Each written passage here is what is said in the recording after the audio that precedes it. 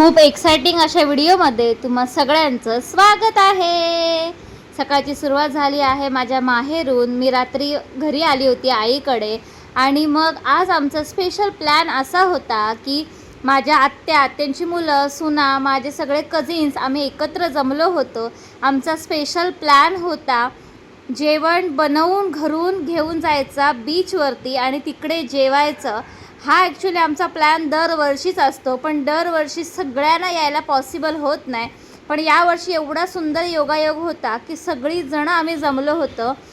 घरी मस्तपैकी मटण बनलं होतं आणि मटण बनल्या ते चुलीवरचं मटण चव घ्यायची मज्जाच काय वेगळी असते। माझा आत्याचा मुलगा आणि मी उकळतं, लिटरली टोपातनं उकळतं मटण काढून आम्ही त्याची टेस्ट घेत होतं।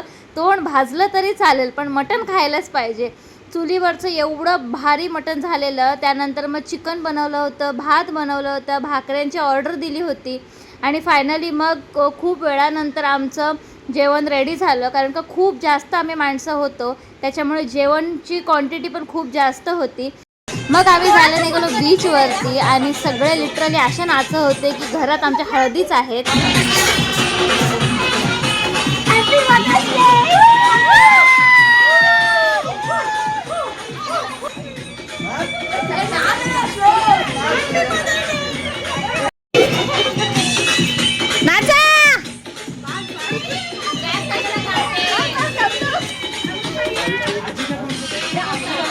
ही सगळी मजा मस्ती आपण आपल्या माणसांसोबतच करू शकतो।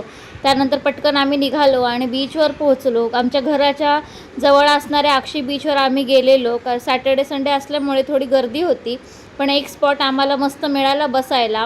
तिथे आम्ही लगेच जेवणं वाढून घेतली, कारण का सगळ्यांना भूक लागलेली। आणि मग पंक्ती बसल्या, पहिले जेंट्सची एक पंगत बसली आणि माझा भाऊ हेच सांगत होता की शूट करतेस पण व्हिडिओ पोस्ट कर म्हणजे झालं, नाहीतर तुझा व्हिडिओ राहील तसाच विदाऊट पोस्ट करता। मी म्हटलं नाही, यावेळेला मी नक्की व्हिडिओ पोस्ट करणार। अर्ध्यांचं जेवण झालं, नंतर मग सगळ्या लेडीज बसले जेवायसाठी आणि माझ्या वहिनींनी मटण बनवलेलं खूपच छान। त्यानंतर आज मदर्स डे असल्यामुळे माझ्या 96 वर्षाच्या आजीसोबत आम्ही सगळ्यांनी मदर्स डे सेलिब्रेट केला आणि हा आमचा फर्स्ट एव्हर एक्सपिरियन्स होता। सगळे योगायोगाने एकत्र आले होते। एवढं ऊन होतं तरी पण आम्ही 2:30-3 वाजता गेलो पोहायला आणि पोहताना मला काही शूट नाही करता आलं, कारण का फोन आम्ही सगळ्यांनी गाडीमध्ये ठेवलेले। त्यानंतर मग आम्ही गेलो माझ्या घरी, सासरी माझ्या, आणि मग माझे भाचे वगैरे तिथे क्रिकेट खेळत होते। त्याच्यानंतर मी थोडा वेळ बसली आणि त्यानंतर मग एका ठिकाणी आंब्यांची ऑर्डर दिली होती आम्हाला न्यायसाठी, ते आंबे आणायला मी गेली।